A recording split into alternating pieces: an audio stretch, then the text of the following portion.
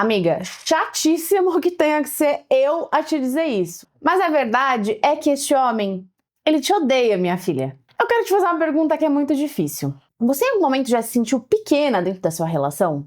Não pequena porque você fez uma besteira, porque você errou, porque você teve um comportamento de fato inadequado, mas sim porque alguém fez você duvidar de quem você é. Existe aquele meme na internet que é, esse homem te odeia, minha filha.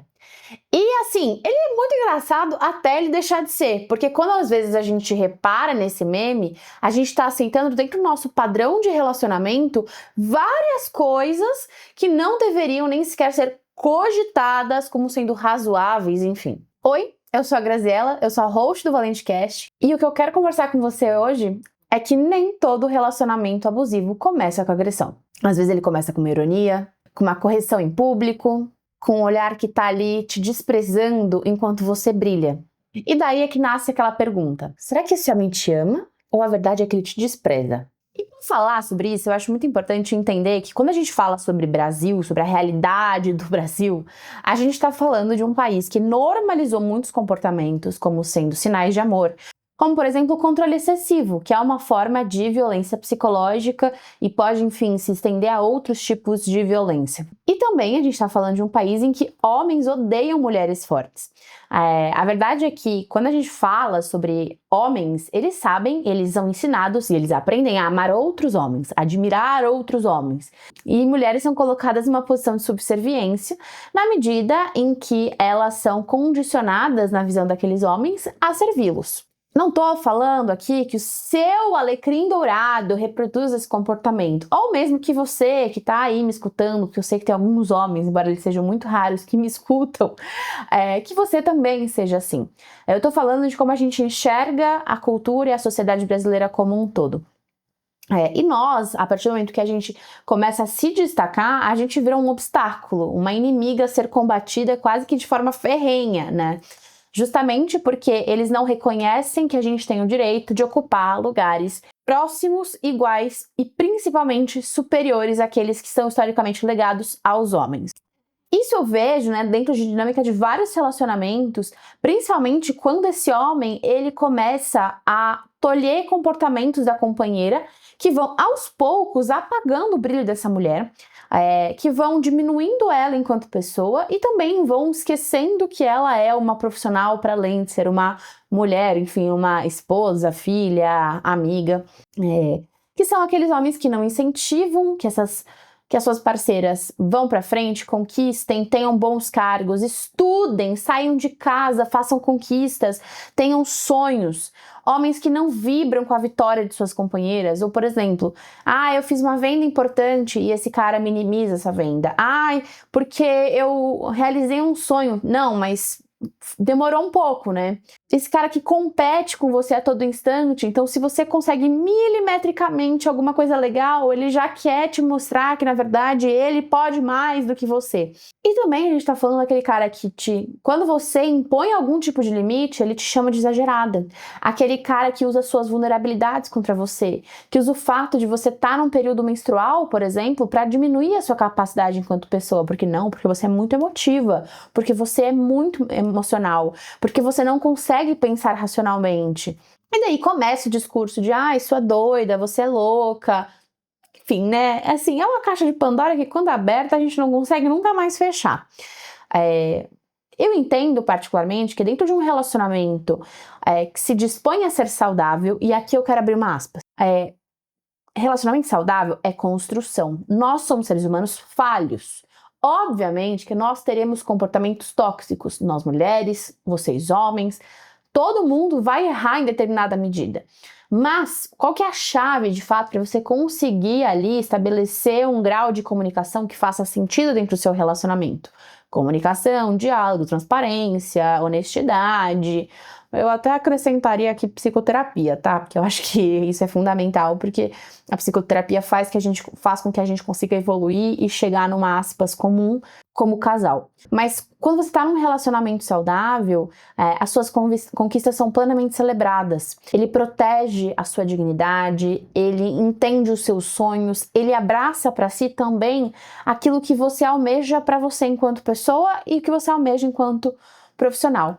Quando esse homem te odeia, ele vai testar todos os seus limites, ele vai entender que as suas necessidades são menores do que as dele, ele vai entender que os seus sentimentos não são legítimos o suficiente. E daí, aqui a gente tem, obviamente, várias consequências, que são gaslighting, violência psicológica e aquelas constantes microagressões que vão acontecendo ali no dia a dia e que não podem ser ignoradas quando a gente fala sobre o global, justamente porque elas somadas vão constituir ali um arcabouço de menosprezo, de dependência emocional, de você diminuir o seu valor, a sua autopercepção de valor e, consequentemente, você, em um determinado momento, vai se ver em frangalhos.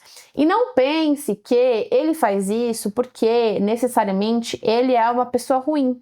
Muitos homens são socializados para ter esse padrão de comportamento, não percebem que o fazem, embora eu acho que seja discutível esse aspecto, porque sendo nós todos seres humanos dotados de capacidade de formular pensamentos críticos, acho que faz sentido com que nós todos a gente consiga questionar os nossos comportamentos, e a partir desse momento que nós questionamos nossos comportamentos, a gente também precisa entender quais são nossos pontos de melhora. Mas eles entendem, né, de forma muito subconsciente, que esse é o tipo de coisa que garante poder. Então, há necessariamente uma relação de poder quando essas microagressões são colocadas de maneira cotidiana, porque ele entende que e perceba, reitero, que tem homens que fazem isso de forma consciente, tem homens que fazem isso de forma inconsciente. Mas há um processo de compreensão que, a partir do momento que você inferioriza alguém, que você coloca aquela pessoa num patamar abaixo do seu, que você se coloca como um grande benfeitor naquela situação, então, só eu te aguento, ninguém ia aguentar você, você é insuportável, não sei porque eu tô aqui ainda, se eu te largar ninguém vai te querer, coisas parecidas com isso, é uma forma de manter sob as asas dele, sob a dominância psicológica, aquela mulher. E assim, a gente pode abrir várias aspas nesse debate sobre, por exemplo, masculinidade frágil. Porque homens odeiam a autonomia feminina. E a partir do momento que a gente dá qualquer tipo de indício que a gente pode mais, que a gente tem capacidade de pensar, de sonhar, de ir atrás dos nossos sonhos, de correr atrás dos nossos desejos, de sustentar nossas vontades, eles tentam nos puxar para baixo. E não necessariamente esse cara é pior do que você, mas só a ideia de você poder ser melhor do que ele já é suficiente para desgraçar a cabeça desse macho e fazer com que ele questione toda a existência dele e, obviamente, ali crie uma forma, racional ou não, tá? De te manter presa naquele lugar que ele considera adequado para você. E isso significa, na verdade, que esse cara precisa que você seja pequena para que ele seja suficiente. E aqui vamos fazer um apanhadão de comportamentos que estão dentro desse rol, como, por exemplo, controlar dinheiro, controlar roupa, controlar amigos, controlar redes sociais, que são sinais que muitas vezes eles fazem como forma de cuidado, mas que, na verdade, são nada mais, nada menos do que um grande controle sobre a sua autonomia, sobre o seu espaço, sobre sua rede, sobre o seu apoio e, consequentemente, aumentam a dominância sobre você na medida em que ele se torna ali o foco da sua existência, o foco da sua vida. Você não tem mais com quem contar, você não tem mais para quem contar, para quem dividir esse tipo de insegurança. Então, até às vezes, as suas próprias amigas acabam se afastando de você, porque a gente, nessa posição, assume muitas vezes um comportamento reativo, já que eu ouvi tanto que esse homem quer cuidar de mim, que eu interiorizei isso como sendo uma verdade absoluta. Quando alguém me questiona, quando alguém me pontua que talvez isso esteja errado, que essa dinâmica tá meio preocupante, eu me viro automaticamente e me coloco numa posição defensiva. E daí, enfim, gente, a verdade é que a paciência acaba, né? Eu vejo isso com muitas mulheres vítimas de violência doméstica, que ao longo do tempo assumem essa postura belicosa, defensiva de seus agressores, porque esse é um processo psicológico do agressor fazer a vítima acreditar que ela não é, primeiro, que ela não é vítima, e segundo, que ele é o todo-poderoso. E daí, por assumir essa postura belicosa, essas vítimas acabam afastando suas famílias, seus amigos, sua rede de apoio primária, que seriam tão importantes para que elas conseguissem sair desse relacionamento. E para a gente trazer um pouco mais para a realidade do que a gente está falando quando eu digo expressamente que esse cara odeia você, eu tô falando sobre piadas, sobre a forma como você se veste, como você arruma seu cabelo, como você fala, o que você posta nas redes sociais, comentários jocosos sobre você, sobre sua aparência, olhares tortos, e a gente sabe muito bem de que olhar eu tô falando, não preciso nem explicar. O silêncio punitivo, que também é uma grande ferramenta ali de manipulação emocional, que esse cara te deixa no escuro sem saber o que tá acontecendo, ele tá bravo, mas ele não verbaliza, ele não coloca o que ele tá pensando, então ele fica ali em silêncio por dias, horas. Eu já peguei casos que o cara chegou a ficar 3 meses sem abrir a boca para falar com a mulher, com a companheira, isso morando na mesma casa, tendo filhos comuns. Pra você ter uma noção. Ou até mesmo a indiferença, né? Como se você não significasse nada, você não tivesse valor. Isso também é bastante sintomático. E assim, cara, se ele celebra quando você tá insegura, mas se incomoda quando você tá confiante, minha filha, eu gostaria muito que todas vocês conseguissem ter acesso a um cara da gringa que chama Green Flag Guy, que nada mais é do que um irmão muito querido, que ele analisa vídeos de casal na internet. E qual que é o sentido da análise dele, né? Então, a gente tem aquele joguinho do Red Flag, Green Flag. Então, o Red Flag é aquele cara que dá indícios de que ele tem um comportamento abusivo, e eu não vamos taxar necessariamente esse cara de abusivo, né? Acho que o ser abusivo em si é um espectro muito mais complexo, até porque todos nós somos, de alguma maneira, falhos, né? Então, é o cara da Red Flag. E o cara da Green Flag é o cara que tem comportamentos que são, assim, adequados, que são convidativos, que são respeitosos, enfim. E por que a gente fala de Green Flag e de Red Flag? Porque, quando a gente fala da Red Flag, ela é um sinal, mas que no final das contas, se no somatório geral, ela vai fazer diferença sobre esse cara. Sobre a forma como ele lida com o relacionamento, como ele trata a esposa, a irmã, a mãe. E daí, o Green Flag Guy, ele faz essas análises tentando tornar um pouco mais acessível esse debate sobre padronagem de comportamento de homens que reproduzem de alguma forma uma dinâmica violenta. A forma como eles respondem suas esposas, a forma como eles se colocam, como eles recebem, por exemplo, uma brincadeira ou uma boa notícia. Eu lembro muito bem de um vídeo que o Green Flag Guy ele fez era um vídeo falando o que meu namorado vai fazer se eu chamá-lo de marido para um atendente. Então, basicamente, as mulheres estão ali num drive-thru do McDonald's, insira aqui, qualquer um, indiferente. E elas vão fazer o pedido, e daí, quando elas estão pedindo, elas falam, eu quero tal coisa, e meu marido quer tal coisa, tal coisa, tal coisa. E daí, cara, é surreal, porque ele balança lá a green flag dele pros caras que ficam felizes quando as namoradas chamam ele de marido, acham fofo, abraçam suas namoradas, falam, ai, que gentil, achei muito especial, né? Enfim, ainda que não sejamos de fato casados, achei isso bonito. E tem os caras que recebem mal, então, você tá louca? Eu não sou seu marido. Ou então, pirou, cara, o que você tá falando? Coisas do gênero. E parece pequeno, né? Porque ainda mais quando a gente traduz para um cenário de piada, né? Enfim, não, ela só queria ser engraçada, mas ela acaba tomando uma invertida desse tamanho. E é o tipo de coisa que a gente precisa reparar.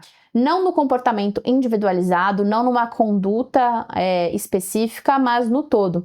Inclusive, eu sou muito crítica a quando a gente está lá na internet, que é um lugar super confortável para a gente opinar sobre o relacionamento dos outros, e você simplesmente vira e fala, você assiste um vídeo, a pessoa narrando alguma coisa, ou então você vê um comentário. Eu tô em vários posts de mulher, eu estou em vários grupos de mulheres que as mulheres colocam relatos e daí descrevem algum tipo de comentário, e daí vem chuva de outras mulheres comentando coisas como: ai, larga esse cara, fuja, dá um pé na bunda dele, pelo amor de Deus.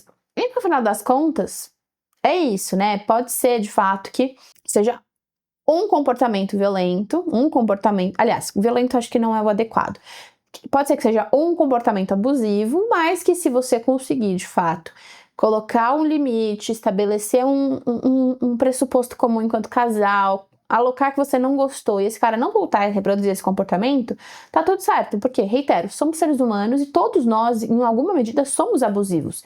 O que nos cabe, enquanto seres conscientes e relacionais, é entender o que a gente está fazendo e repensar os nossos padrões. E daí, enfim, nesse sentido, quando a gente fala sobre internet, é um lugar muito confortável para as pessoas apontarem métricas de abusividade, aliás, apontarem comportamentos específicos como, por exemplo, larga ele, enfim, né? Porque é muito fácil, né? Você, enfim, comentar num post.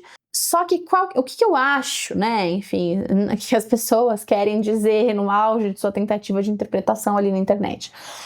Quando a gente tem uma red flag tão substancial, quando a gente tem algo que aponta que o padrão de comportamento desse cara não é legal, que ele não é respeitoso, que, enfim, ele é de alguma maneira violento / abusivo, muito provável que isso não seja restrito a somente esse comportamento. E daí que mora o perigo. Porque se a gente aceita, a gente começa a relativizar. Então, começa, por exemplo, com ele fazendo uma piada sobre o meu cabelo e me diminuindo. No momento seguinte, ele tá fazendo um comentário na frente da minha família sobre o meu corpo, me colocando para baixo. Num terceiro momento, toda vez que eu coloco uma roupa, ele tá me olhando torto e, assim, fazendo cara de desprezo. E assim, por aí vai, gente. Acho que quando a gente abre a porteira, infelizmente, a tendência é que o comportamento escalone até chegar no momento que é o momento de convergência, né? Eu fui a um evento, eu dei um depoimento num programa de TV recentemente, e eu lembro que uma das participantes que estava junto comigo falou uma coisa que eu achei inteligentíssima e algo que vale a reflexão. Principalmente para você que está aqui ouvindo sem nunca ter vivido um relacionamento abusivo, mas que julga mulheres que permaneceram em relacionamentos abusivos. E é o seguinte: nenhuma violência doméstica familiar contra a mulher acontece no primeiro encontro. Você não vai tomar um sorvete para aquele cara e naquele momento ele te agride. A construção da abusividade é progressiva. A construção da violência também. Então, no final das contas, não adianta a gente ignorar os sinais, porque eles existem e eles dizem respeito a algo. Eu sou uma grande defensora de diálogos. Eu sou uma grande defensora de psicoterapia. Mas é muito importante que, por mais que você tenha essa mesma linha que eu de pensamento, você saiba identificar quando é o tipo de coisa que é inegociável para você dentro de um relacionamento. Então, por exemplo, dentro da minha dinâmica familiar, é inadmissível gritar. Isso foi um alinhamento que sempre foi feito entre todos os membros da minha família, que gritar não era possível, não era razoável e não seria aceito, e é uma coisa que eu reproduzo dentro do meu relacionamento. Então, desde o meu primeiro dia, quando eu estava lá conversando com meu companheiro sobre como a gente gostaria de edificar o nosso relacionamento, eu coloquei para ele: olha, gritar é o tipo de coisa que eu não admito, porque eu não fui criada dessa forma e eu não acho razoável isso como um instrumento de comunicação. Então, existem negociáveis dentro de um relacionamento e nunca a sua paz, a sua segurança, o seu bem-estar são negociáveis. E existem os inegociáveis. Então, é uma questão de você entender um pouco melhor sobre dinâmicas, entender um pouco melhor sobre você mesma e sobre aquilo que faz sentido aceitar ou não. E assim, não quero ser leviana. Tô falando disso porque é aceitável, por exemplo, é negociável, por exemplo, você entender que seu companheiro talvez precise passar um pouco mais de tempo sozinho do que você. Ou então que ele tem uma frequência de ver os amigos uma vez por semana, ainda que você não tenha isso consolidado. E aí vice-versa, tá? A mesma métrica se aplica. Inegociáveis são aquelas coisas que afetam o seu bem-estar físico, psíquico, moral e sexual, que são aquilo que você não pode, sob maneira nenhuma, colocar como possível aberto à discussão. Então, observe padrões. Se for necessário, também aproveite para documentar comportamentos, porque isso vai te ajudar a se lembrar do que está acontecendo. Porque eu sei, gente, que na dinâmica da vida normal é muito fácil a gente simplesmente deixar que as coisas passem batido. Tenha sempre sua rede de apoio perto de você. Se for necessário, busque orientação das pessoas da sua confiança. E mais, ainda caso você perceba que a situação já está num grau que você não sabe mais o que fazer, procure apoio tanto jurídico quanto psicológico para que você consiga traçar estratégias para sair de dentro dessa dinâmica de relacionamento. E por fim, o que eu quero te dizer é o seguinte: nem todo homem que te odeia vai dizer que te odeia. Alguns deles vão dizer que te amam. E é por isso que você precisa estar atenta às atitudes e não só às palavras. Esse aqui foi o Valente Cast. Se você gostou, não esquece de deixar seu like. Pra gente é muitíssimo importante. Compartilha nas redes sociais. Você não tem noção de quanto isso muda pra gente, em níveis de engajamento dos nossos episódios e até mesmo de fôlego para conseguir produzir bons conteúdos e disponibilizar por aqui. O Valente Cast é um projeto 100% autoral, não patrocinado. E, consequentemente, ter o engajamento de quem nos escuta é realmente muito relevante dentro até de um aspecto de sustentação do projeto. E não esquece, é claro, de enviar para aquela sua amiga que está precisando, assim, de um empurrãozinho, ouve umas verdades e que você não está sabendo como colocar justamente porque ela já chegou naquele ponto que ela está absolutamente na defensiva. Um beijo e até a próxima. Tchau!